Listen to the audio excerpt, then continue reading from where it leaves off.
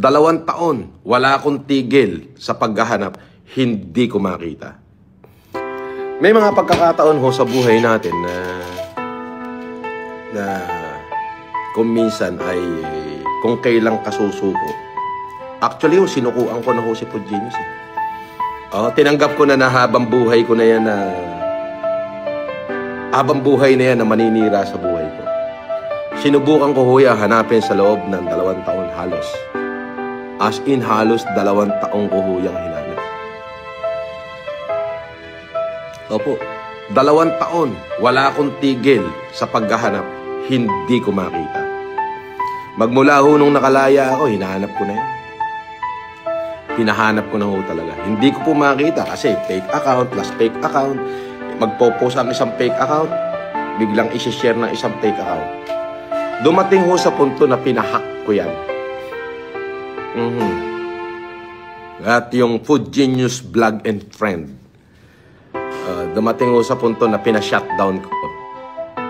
Napagbigyan naman ho ako. Ay umulit pa rin ho. Sabi ko nga, ako'y just to buy out peace. Ako ay lumipat na ng bahay dahil marami ho nagpapadala at nagpapadeliver ng kung ano-ano doon sa aking isang bahay. At yun ho ay may kasamang dasal. Sabi ko, Panginoon, alang-alang sa mga anak ko, magpo-focus na lang ho ako rito kay makagago. Kakasuhan ko na lang ho ito. Pero yung Pudgenius ho ay mananahimik na lang ako. Akalain mo na ang Diyos, ang dakilang lumikha ay hindi mo maintindihan ng kanyang wisdom. Akalain yung inilapit ako sa basher ko. Yung pagkakakuha ho sa akin ng headshot sa likod. Yung nakunan sa CCTV dito sa street. Na plate number ng van, may-ari ng van. Pati yung tsura ng tao na nag-video sa bahay ko.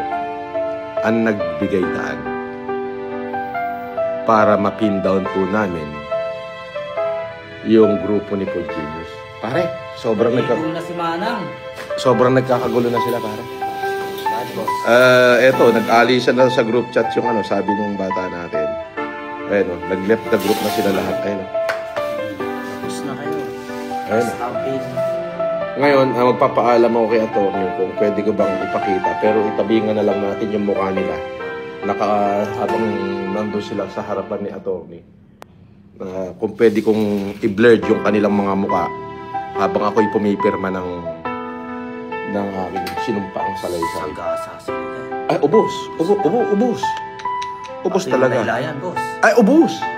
Walang matitira. Ang pinaka... Hindi kasama yung laylayan niya. Hindi, ang pinaka sapul-sapul talaga, yung kumuha ng litrato sa akin likod. Kasi yung death threat na... Death yung pagkakakuha ng litrato sa likod ko, tapos, yung pagkuha lang ng sasakyan, bawal. Pagkuha ng bahay, bawal. Pag video, ipinost sa social media. Bukod doon sa death threat, ginamit pa yung social media, additional na yun. Mas mabigat yung kaso.